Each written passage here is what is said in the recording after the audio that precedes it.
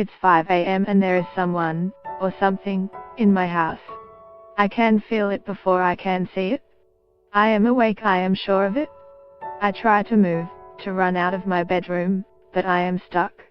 It's as though something is sitting on my chest and I can't breathe. There's a dark figure. Is it an intruder? All I know is that someone bad is trying to hurt me and there is nothing I can do about it.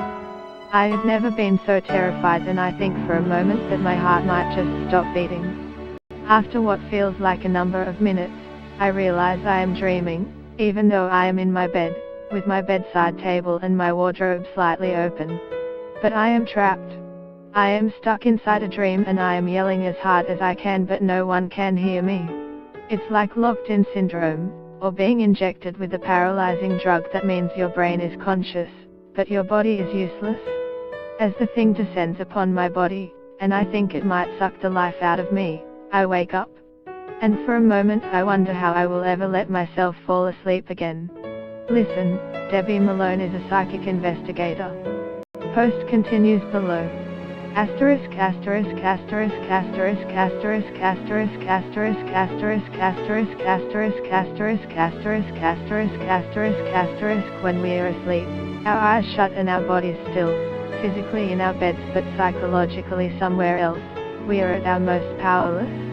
As we fall into rapid eye movement, REM, sleep, our brain releases chemicals that function to paralyze our muscles, preventing us from acting out our dreams.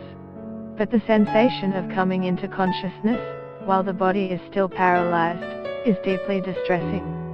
Suddenly, it can feel as though you're awake in a nightmare, or, as clinical psychologist Michael Breus says, it feels like you woke up dead, you're trapped. And there's a term for it, sleep paralysis. Accounts of sleep paralysis are as old as sleep itself.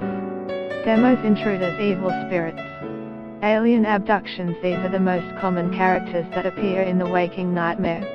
The phenomenon is referenced in the Chinese Book of Dreaming dating back to 400 BC, and 10th century Persian medical texts. It has always had supernatural connotations, often explained as an evil entity visiting someone in their sleep. In Salem, Massachusetts, during the witch trials, many envisaged female demos descending upon them, and such experiences were used as evidence that witches were among them. The first clinical observation of sleep paralysis came from a Dutch physician in 1664 who studied a 50-year-old woman with nightmare. The word mare literally translates from Old English to mean evil spirit or goblin that rides on people's chests as they sleep. In present popular culture, sleep paralysis has become the stuff of horror. Perhaps it is within this state that many of us claim to have seen ghosts or spirits, seemingly straddling the worlds of the living and the dead. But scientists say the phenomenon is a neurologically driven process, a glitch in the human sleep cycle.